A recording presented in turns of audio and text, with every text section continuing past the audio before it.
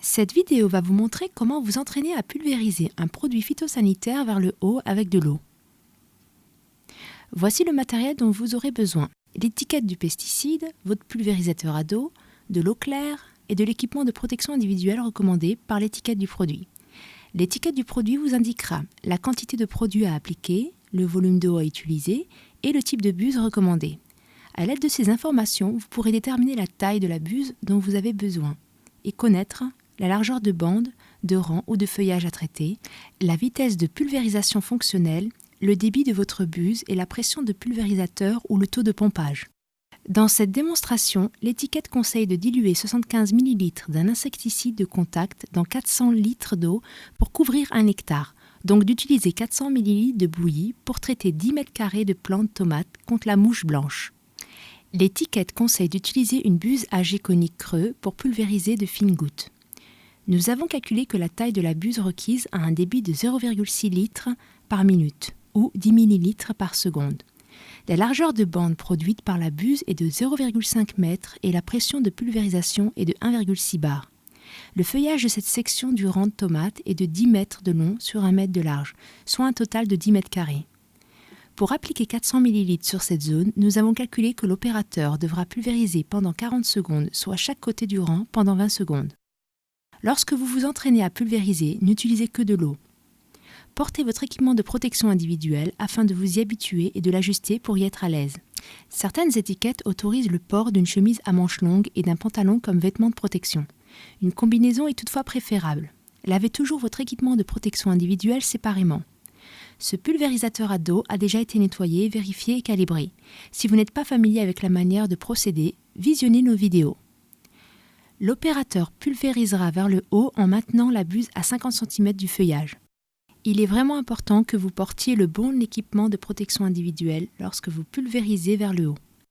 En effet, pour pouvoir pulvériser le sommet des arbres les plus hauts, vous devez orienter le jet très en hauteur. Une portion du jet sera projetée en toute sécurité jusqu'à 1 mètre de hauteur, mais des gouttes retomberont vers le bas. Portez une combinaison avec capuche et assurez-vous que celle-ci recouvre votre tête. Vos gants doivent être portés par-dessus les manches de votre combinaison ou vous pouvez utiliser du ruban adhésif à la jonction. Lorsque vous vous entraînez à pulvériser vers le haut et latéralement avec de l'eau, commencez par le haut du feuillage et déplacez la buse vers le bas. Puis déplacez la buse de 50 cm et pulvérisez vers le haut. Déplacez de nouveau la buse de 50 cm et pulvérisez vers le bas. Pour un feuillage plus élevé, vous devrez peut-être utiliser une lance télescopique. Elle vous permettra de positionner la buse plus près des cibles à pulvériser sur les points les plus hauts du feuillage. Maintenez la buse à environ 50 cm des feuilles extérieures pour obtenir la pleine largeur de bande, dans ce cas 50 cm. L'intensité des fines gouttelettes produites par les buses à jet conique creux et les angles de projection assurent que les feuilles à l'avant du couvert, celles cachées à l'intérieur et les tiges sont toutes pulvérisées. Surveillez votre pression de pulvérisation et maintenez votre vitesse de progression constante. Vérifiez constamment que votre buse produit la bonne répartition de pulvérisation et la bonne taille de gouttes. Faites attention de ne pulvériser ni le sol ni au-dessus du rang de culture afin de ne pas gaspiller votre produit et contaminer l'environnement ou quiconque à proximité. Lorsque vous traitez des cultures en rang, comme celle-ci, pulvérisez d'abord un côté du rang, puis passez de l'autre côté et continuez de pulvériser. Vérifiez que chaque feuille a été pulvérisée et est couverte de gouttes, que le jet a atteint toutes les feuilles du couvert, aussi bien en bas qu'en haut, sur l'extérieur qu'à l'intérieur.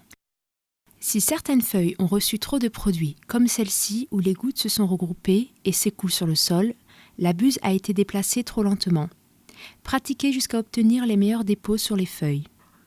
Cet insecticide de contact doit être pulvérisé en fines gouttes afin de produire une couverture quasi totale de jet sur chaque feuille. Les insecticides et fongicides de contact contrôlent uniquement les parasites ayant été en contact direct avec le jet. Aussi, assurez-vous que chaque feuille et tige soient couvertes de gouttes sur toute leur surface. Lorsque de l'air sort de la buse et que la bouillie a été entièrement utilisée, marquez ce point d'un bâton pour savoir où commencer la pulvérisation du prochain chargement.